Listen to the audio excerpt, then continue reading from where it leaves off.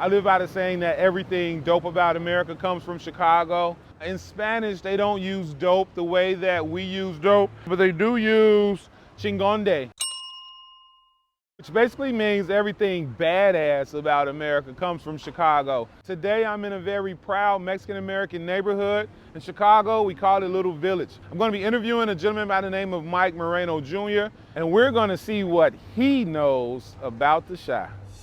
Living in Chicago, God is in your favor. I'ma hold it down like call me an anchor. Think about my problems, deal with it later. Focus on my family and stack up all this paper. I am an emperor, God in the making. Every time I wake up, it's a celebration. Every time I wake up, it's a started from the bottom, y'all. Started from the Chicago historian Dilla is a fascinating blend of modern historian and cultural worker. Dilla has become a Chicago social media sensation by going viral on TikTok.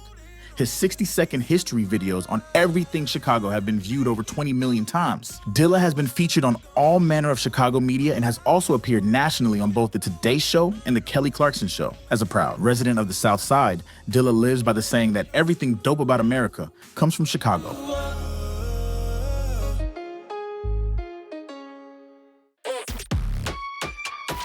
Chicago entrepreneur, activist, and historian Mike Moreno Jr. runs Moreno Liquors, a business started by his father that specializes in Mexican spirits.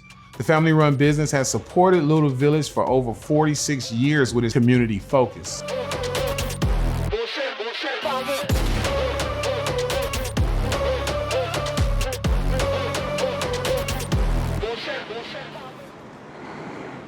Since we're in Little Village, I'm wondering if you know where Little Village gets its name from. Yeah, so Little Village was a bohemian neighborhood for a very long time. It used to be called South Lawndale. So there's North Lawndale right next to us, South Lawndale right here. But the Bohemians wanted to kind of change up the name and kind of differentiate themselves from the other neighborhoods so people weren't getting confused.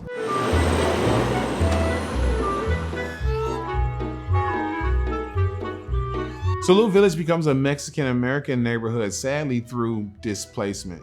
It was always called Little Village. It was formerly a Bohemian Czech neighborhood. Near a place called UIC in the Maxwell Street district is where a lot of Mexican-Americans lived. As UIC expanded its footprint, it priced out and forced out a lot of Mexican-Americans who found themselves in a place called Pilsen. To the west of Pilsen is Little Village, and so both those neighborhoods grow as Mexican-American neighborhoods right at the same time.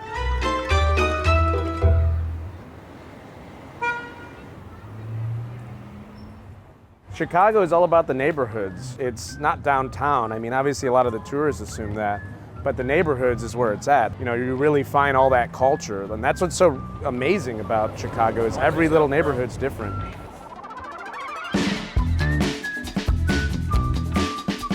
When you look at Pilsen or Wicker Park or Logan Square, a lot of the gentrification that's happened in the communities. And there's nothing wrong with people coming into the communities, but we want to make sure that we keep the authenticity and make sure that we're not pricing people out of the community, because that's no good for anyone. Chicago is the most hyper-segregated city in the entire world. That has its benefits, but also a lot of negatives too. Because of the fact that it's so hyper-segregated, a lot of communities suffer, including our neighborhood, North Lawndale, and many others in Chicago as well. But at the same time, it allows that vibrancy that you just don't find anywhere else.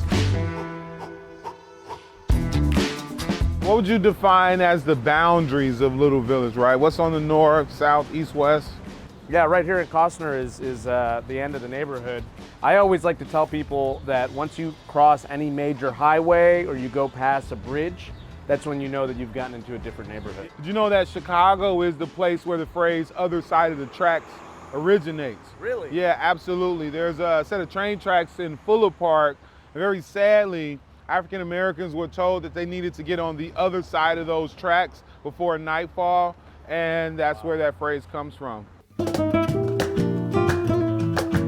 Little Village has some of the most unique architecture that you can find here in Chicago. It's filled with a lot of things called two flats and workers' cottages, but what makes them so interesting is that the entrance to some of those buildings is a full 4, 5, 6 feet lower than street level. And that's because Little Village was built at a time before we were installing sewers. Chicago sat naturally a whole lot lower than it sits today. And so because of how low it sit, it would pool a lot of drainage.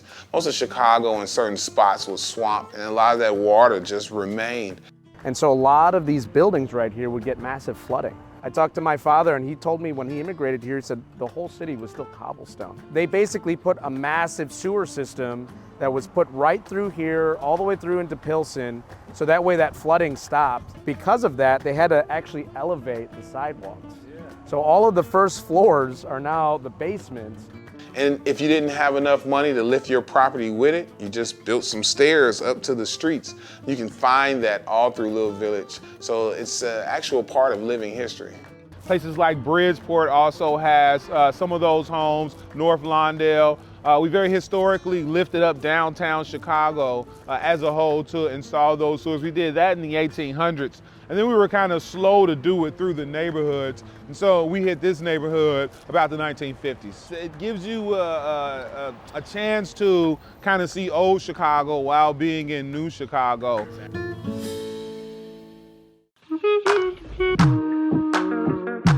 So Mike, you know, this is sacred ground that we're on right now. Let's go check out somebody that's being honored right here in Little Village. We have this thing in our country, sometimes, not everybody, that Mexican Americans aren't patriotic. I think the most patriotic thing that a person can do is sign up for the armed services, stay while the armed services are in combat, and sadly and ultimately give your life in service to your country. Doesn't get any more patriotic than that. And Mexican Americans have been doing that for most of our major American conflicts.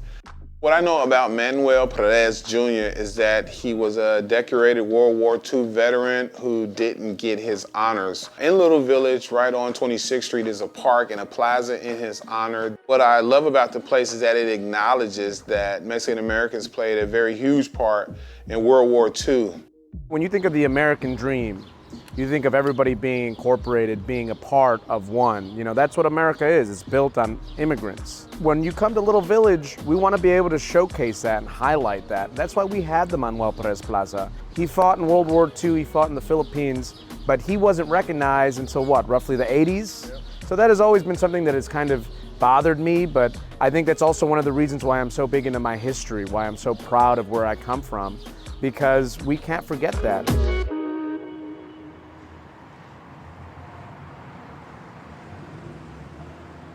So one of the things I would like people to know about Little Village that you may not see on the news, you may not see in national media, is that it's not just a place that could be suffering from street politics and street gangs. It's not just a place to come to get tacos. It's a real live community. And my dad being a Chicago police officer, he knew where every good place to eat was. We would drive here to eat. It was such an amazing experience because it was almost like a texture change. You would leave the south side of Chicago, and then you'd hit Western Avenue, right about 27th Street. And you can hear Mexican music. You start to smell Mexican food. It's well known as a place in Chicago where Latino and Hispanic folks come to get quinceañera dresses or get piñatas full of candies from the home country. It's a place where you won't see a whole lot of vacant small businesses because the community supports itself and each other.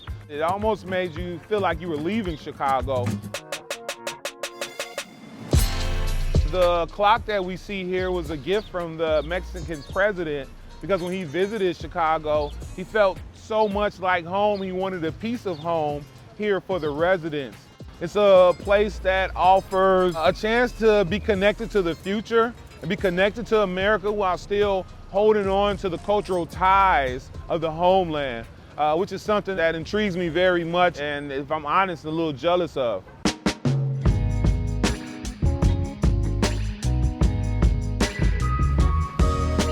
So this is the entrance right here to my nice little speakeasy style bar. Again, you know, wanted to be able to showcase the original Chicago vibe, and that's what this whole bar is about.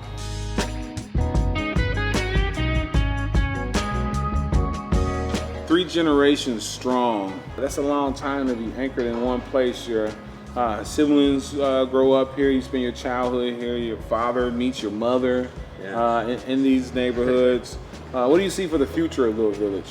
I think Little Village has a bright future. You know, for me, I just want to make sure that people don't forget where we came from, but at the same time, don't lose kind of that cultural background and move away. It's so easy to say, oh man, you know, I want to keep moving on.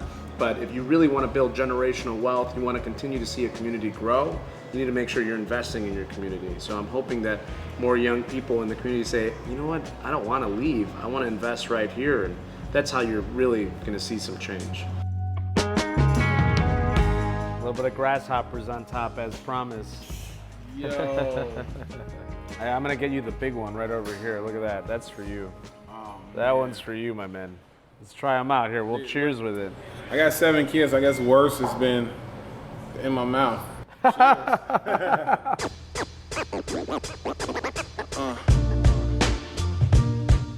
It's been absolutely great today. I got to spend time in one of my favorite Chicago neighborhoods, Little Village, with the very awesome Mike Moreno Jr., your favorite neighborhood historian, Dilla, and this is You Don't Know Shy. Always had a way to make it work and find another route. Always had a way to make it work and find another route.